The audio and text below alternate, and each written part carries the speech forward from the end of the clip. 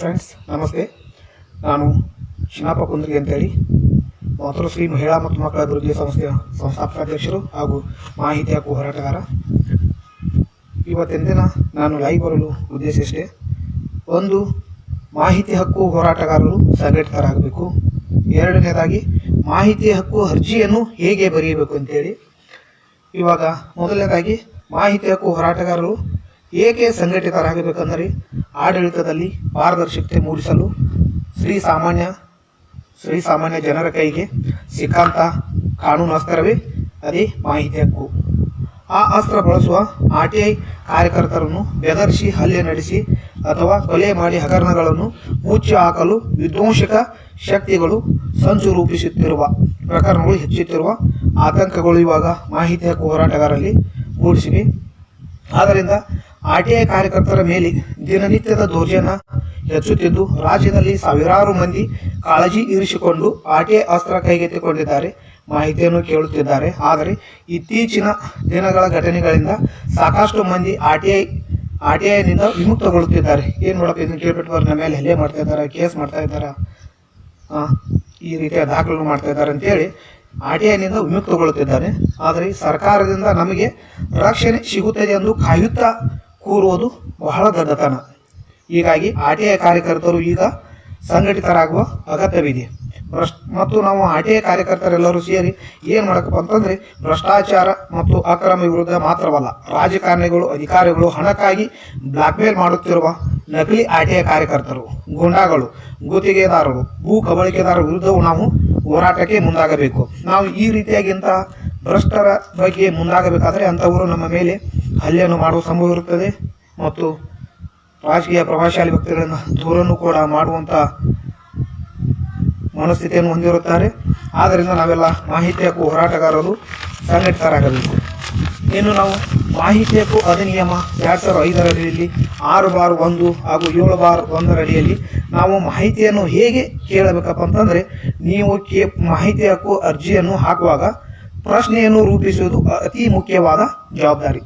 ಆದರೆ ನೀವು ಪ್ರಶ್ನೆಯನ್ನು ರೂಪಿಸ್ತಿರ್ತಿರಲ್ಲ, ಅದೇ ಪ್ರಶ್ನೆಯಲ್ಲಿ ಯಾವುದಾದರೂ ಒಂದು ಅಸ್ಪಷ್ಟ ಪ್ರಶ್ನೆಗಳು ನೀವು ನೀಡಿದರೆ ಸಾರ್ವಜನಿಕ ಮಾಹಿತಿ ಅಧಿಕಾರಿಗಳಿಗೆ ನಿಮ್ಮ ಅರ್ಜಿಯನ್ನು ತಿರಸ್ಕರಿಸಲು ಒಂದು ಅವಕಾಶವನ್ನು ನೀವು ಅವರಿಗೆ ಒದಗಿಸಿದಂತೆ.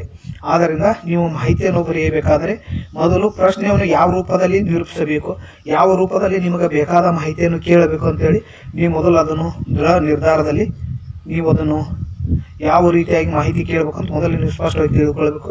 ಆಮೇಲೆ ನೀವು ಮಾಹಿತಿ ಹಕ್ಕು ಅಧಿನಿಯಮದಲ್ಲಿ ಯಾವುದೇ ಅರ್ಜಿ ಫಾರ್ಮ್ ಇಲ್ಲ. ಆದರೆ ನೀವು ಕೇಳುವ ಮಾಹಿತಿ ಒಂದು ಬಿಳಿ ಹಾಳೆಯಲ್ಲಿ ನೀವು ಕೇಳಿದ್ರೆ ನಡೆಯುತ್ತದೆ. ಅರ್ಜಿಯನ್ನು ಬರೆಯಲು ಬಿಳಿ ಹಾಳೆಯನ್ನು ಉಪಯೋಗಿಸಿ ನೋಟ್ ಶೀಟ್ ಅಥವಾ ಕೋರ್ಟ್ ಸ್ಟಾಂಪ್ ಪೇಪರ್ ಬಳಸುವ ಅಗತ್ಯವಿಲ್ಲ. ವಿಷಯವನ್ನು ಕೈ ಬರಹದಲ್ಲಿ ಕೂಡ ನೀವು ಮಾಹಿತಿಯನ್ನು ಹಾಕಬಹುದು, ನೀವೇನು ಟೈಪ್ ಮಾಡಿಸಬೇಕಂತೇನಿಲ್ಲ.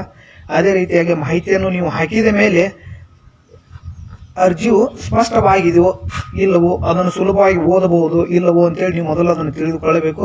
ಹಾಗೂ ಅರ್ಜಿಯನ್ನು ಬರೆದಾದ ಮೇಲೆ IPO ಇಂಡಿಯನ್ ಪೋಸ್ಟಲ್ ಆರ್ಡರ್, ಒಂದು ಪೋಸ್ಟಲ್ ಆರ್ಡರ್ ತಗೋ ಅಂದ್ರೆ ಅರ್ಜಿ ಶುಲ್ಕ ಸಂದಾಯ ಮಾಡಬೇಕಲ್ಲ ನೀವು, ಅದು ಅಪ್ಲಿಕೇಬಲ್ ಆಗಬೇಕಾದ್ರೆ ಅರ್ಜಿ ಆ ಒಂದು ಪೋಸ್ಟಲ್ ಆರ್ಡರ್ ತೆಗೆದುಕೊಂಡು ಪೋಸ್ಟಲ್ ಆರ್ಡರ್ದಲ್ಲಿ ಇರತಕ್ಕಂಥ ನಂಬರನ್ನು ಅದರಲ್ಲಿ ನಮೂದಿಸಬೇಕು. ಆದರೆ ನೀವು ಕೇಳುವ ಮಾಹಿತಿ ಯಾವುದೇ ಇಲಾಖೆಯಲ್ಲಿ ಕೇಳಿ ಪ್ರಥಮವಾಗಿ ನೀವು PIO ಅಂದರೆ ಪಬ್ಲಿಕ್ ಇನ್ಫಾರ್ಮೇಷನ್ ಆಫೀಸರ್ ಅಂತೇಳಿ, ಸಾರ್ವಜನಿಕ ಮಾಹಿತಿ ಅಧಿಕಾರಿ ಅಂತೇಳಿ ನಮೂದು ಮಾಡಿ, ಆಮೇಲೆ ನಮೂದು ಮಾಡಿದ ಮೇಲೆ ಅದರಲ್ಲಿ ಇರತಕ್ಕಂಥ 6/1 7/1 ಅಡಿಯಲ್ಲಿ ನೀವು ತುಂಬಿರುವ ಅರ್ಜಿಯನ್ನು ಜೆರಾಕ್ಸ್ ಮಾಡಿಸಿ, ನೀವು IPOವನ್ನು ಕೂಡ ಜೆರಾಕ್ಸ್ ಮಾಡಿಸಿ, ಜೆರಾಕ್ಸ್ ಆದ ಮೇಲೆ ನೀವು ಪೋಸ್ಟಿನ ಮೂಲಕ ರಿಜಿಸ್ಟರ್ ಪೋಸ್ಟೇ ಮಾಡಿ.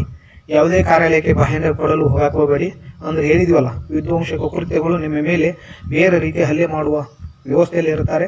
ಆದ್ದರಿಂದ ನೀವು ಪೋಸ್ಟ್ ಮೂಲಕ ರಿಜಿಸ್ಟರ್ ಪೋಸ್ಟ್ ಮೂಲಕನೇ ಸಂದಾಯ ಮಾಡಿ. ಕೋರಿದ ಮಾಹಿತಿ ಭಾರಿ ಪ್ರಮಾಣದಲ್ಲಿ ವೆಚ್ಚವನ್ನು ಉಳಿಸಲು ಆಯಾ ರೂಪದಲ್ಲಿ ಕೇಳುವುದು ಉತ್ತಮ. ಅಂದರೆ ನೀವೇನು ಮಾಹಿತಿ ಕೇಳ್ತಿರ್ತಾರಲ್ಲ, ಆ ಮಾಹಿತಿಯು CD ಒಳಗೆ ಲಭ್ಯ ಇರ್ತದೆ, CD ಒಳಗಿನ ಮಾಹಿತಿ ಕೇಳಂತ ಕೊಡಿ. ಅದೇ ರೀತಿಯಾಗಿ ನೀವು ಅದೇನು ಮಾಡಿಬಿಡ್ತಾರ, ಇಲ್ಲ ನಮಗೆ ಮಾಹಿತಿ ಬೇಕಂತ ಬರ್ದು ಕೊಟ್ಬಿಡ್ತಾರೆ. ಅದೇನಾಗತ್ತಪ್ಪ ಅಂತ ಒಂದು 20-25 ಸಾವಿರ ರೂಪಾಯಿ ಅಮೌಂಟ್ ಕಟ್ಟೋದು ಬರುತ್ತೆ. ಆ ಟೈಮಲ್ಲಿ ನೀವು ದುಡ್ಡು ಕಟ್ಟಲ್ಲ, ಮಾಹಿತಿಯನ್ನು ತೆಗೆದುಕೊಳ್ಳಲ್ಲ. ಆದ್ದರಿಂದ ಅದಕ್ಕೆ ವ್ಯವಸ್ಥಿತವಾಗಿರುತ್ತೆ. ಭಾರಿ ಪ್ರಮಾಣದಲ್ಲಿರ್ತಕ್ಕಂಥ ಮಾಹಿತಿಯನ್ನು ನಾವು ಯಾವ ರೀತಿ ತಗೋಬೇಕು ಅನ್ನೋದಿರತ್ತ, ಅದೇ ರೀತಿಯ ಮಾಹಿತಿಯನ್ನು ನೀವು ತಗೊಳ್ಬೇಕಲ್ಲಿ. ಕೇಳಿರೋ ಮಾಹಿತಿಯು ನಿಮಗೆ ಬೇಕಾದೇ ಇರುತ್ತದು. ಆದ್ದರಿಂದ ಆ ಮಾಹಿತಿಯನ್ನು ನೀವು ವಿಳಂಬ ಮಾಡಬಾರ್ದು.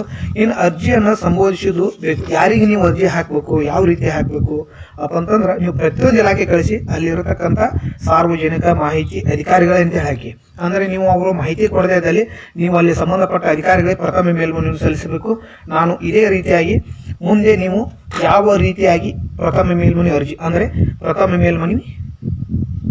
ಮೇಲ್ಮನವಿ ಅಧಿಕಾರಿಗಳು ಯಾರು ಬರುತ್ತಾರೆ ಅವರಿಗೆ ನೀವು ಯಾವ ರೀತಿಯ ಅರ್ಜಿ ತಯಾರು ಮಾಡಬೇಕು, ಆ ಅರ್ಜಿ ಕಲಮೇನು, ಮಾಹಿತಿ ಹಕ್ಕು ಅಧಿನಿಯಮ ವ್ಯಾಪ್ತಿಯಲ್ಲಿ ಬರತಕ್ಕಂಥ ಪ್ರಥಮ ಮೇಲ್ಮನವಿ ಅಧಿಕಾರಿಗಳಿಗೆ ಅರ್ಜಿಯನ್ನು ಸಲ್ಲಿಸುವುದು ಕಾಯ್ದೆ 19/1 ಅಡಿಯಲ್ಲಿ ನೀವು ಪ್ರಥಮ ಮೇಲ್ಮನವಿಯನ್ನು ಸಲ್ಲಿಸಬೇಕು. ಇದೇ ರೀತಿಯಾಗಿ ನಾನು ನಿಮಗೆ ಮುಂದಿನ ಅಪೀಲ್ ಯಾವ ರೀತಿ ಹಾಕುವುದು ಅಂತೇಳಿ ನಾನು ಮುಂದಿನ ಸಂಚಿಕೆಯಲ್ಲಿ ವಿವರಣೆ ಮೂಲಕ ತಿಳಿಸಿದ್ದೇನೆ. ಇಂತಿ ನಿಮ್ಮ ಮಾಹಿತಿಯ ಹೋರಾಟಗಾರ ಶಿನಪ್ಪ ಕುಂದರ್ಗಿ.